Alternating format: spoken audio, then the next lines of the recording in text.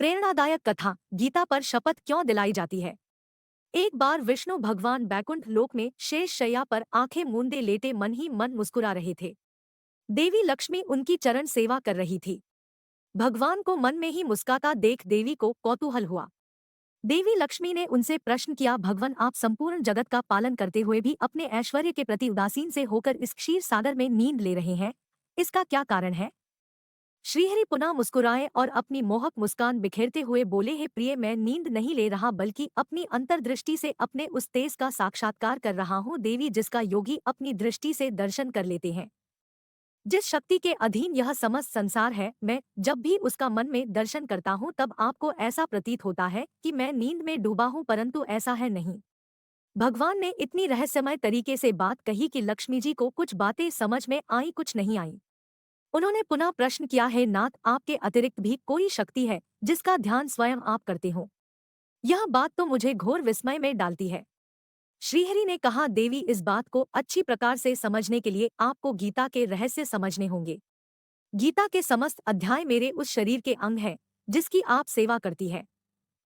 गीता के आरंभ के 5 अध्यायों को मेरे 5 मुख जाने, छठे से 15वें अध्याय को मेरी 10 भुजाएं समझिए। 16वां अध्याय तो मेरा उदर है जहां क्षुधा शांत होती है। अंतिम के 2 अध्यायों को मेरे चरण कमल समझिए। भगवान ने गीता के अध्यायों की इस प्रकार व्याख्या कर दी, लक्ष्मी जी की उलझन घटने की बजाय और बढ़ने लगी। भगवान ने भांप लिया कि देवी के मन में क्या चल रहा है। श्रीहरि ने पुनः कहा, देवी, जो व्यक्ति गीता के एक भी अध्याय अथवा एक श्लोक का भी प्रतिदिन पाठ करता है वह सुशर्मा की तरह सभी पापों से मुक्त हो जाता है। अब तो देवी लक्ष्मी और उलझ गई। उन्होंने संयत भाव में अपनी अधीरता व्यक्त करते हुए, हे नाथ, यह आपकी क्या लीला है।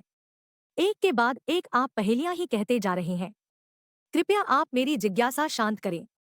भगवान पुनः मुस्कुराने लगे और उन्होंने लक्ष्मी देवी को सुशर्मा की कथा सुनानी शुरू की। सुशर्मा एक घोर पापी व्यक्ति था। वह हमेशा भोगविलास में डूबा रहता, मदिरा और मांसाहार इसी में जीवन बिताता। एक दिन सांप काटने से उसकी मृत्यु हो गई। उसे नरक में यातनाएं झेली और फिर से पृथ्वी पर एक बैल के रूप में जन्म लिया। अपने मालिक की सेवा करते बैल को 8 साल गुजर गए। उसे भोजन कम मिलता लेकिन परिश्रम जरूरत से ज्यादा करनी पड़ती। एक दिन बैल मूर्छित होकर बाजार में गिर पड़ा। बहुत से लोग जमा हो गए। वहां उपस्थित लोगों में से कुछ ने बैल का अगला जीवन सुधारने के लिए अपने अपने हिस्से का कुछ पुण्यदान करना शुरू किया। उस भीड़ में एक वेश्या भी खड़ी थी।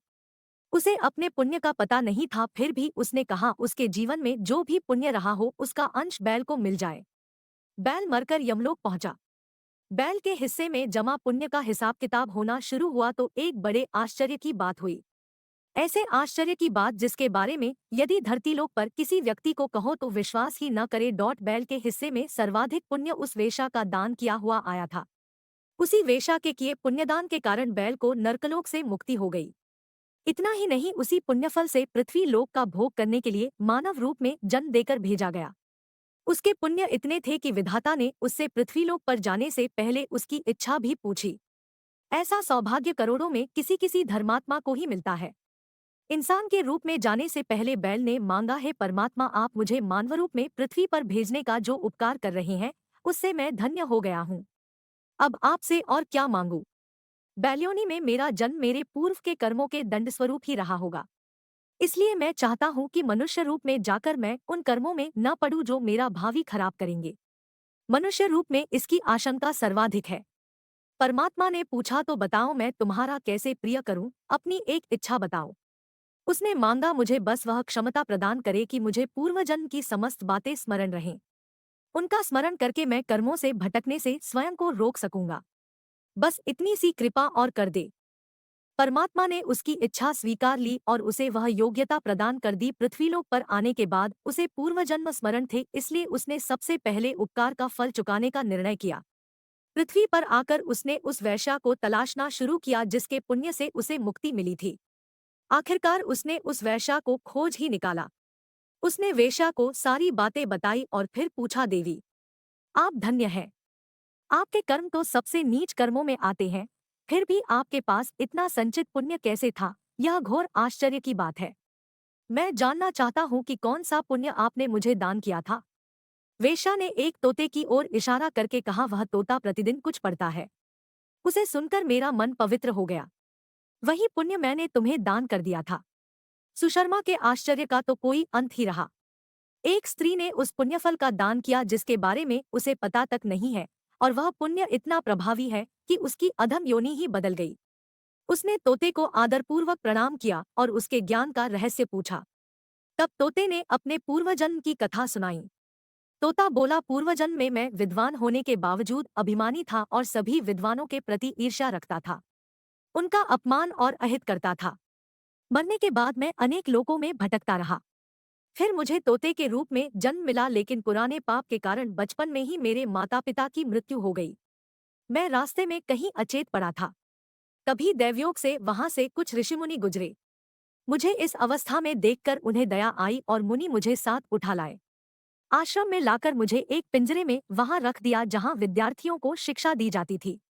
मैंने वहां गीता का पूरा ज्ञान सीखा। सुनते सुनते गीता का प्रथम अध्याय मुझे कंठस्थ हो गया।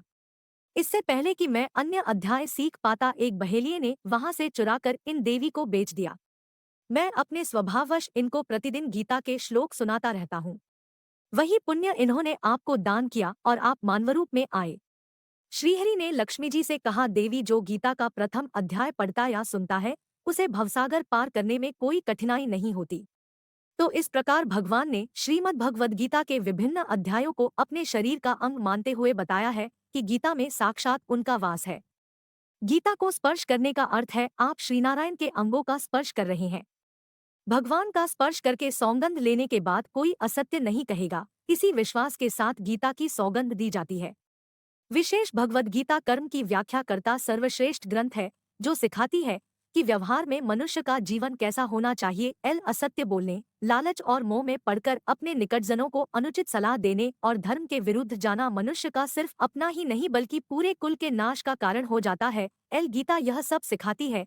इसलिए ऐसे ग्रंथ से उत्तम और क्या होगा जो साक्षी को न्याय की सौगंध के लिए, जो समझदार को सत्य को बताने को मजबूर करे। शुभ वंदन। प्रेरक जानकारी। किसी भी भगवान या देवी देवताओं की पीठ को प्रणाम करने से समस्त पुण्यों का नाश हो जाता है।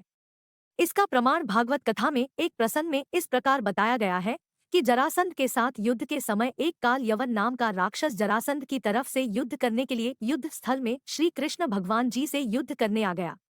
काल यवन भयानक राक्षस के अलावा सत्कर्म करने वाला भी था।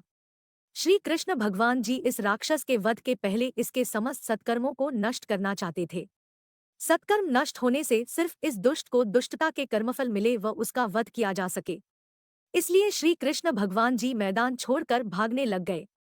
भगवान आगे आगे, राक्षस काल यवन पीछे पीछे भाग रहे हैं। इससे राक्षस काल यवन को भगवान की पीठ दिखती रही और उसके सभी सत्कर्मों का नाश होता रहा। भगवान श्री कृष्ण की इस युक्ति के पीछे यह राज था कि राक्षस काल यवन के अर्जित सत्कर्मों का नाश हो जाए, ताकि दुष्ट को दुष्टता का फल मिले व उसे मारा जा सके।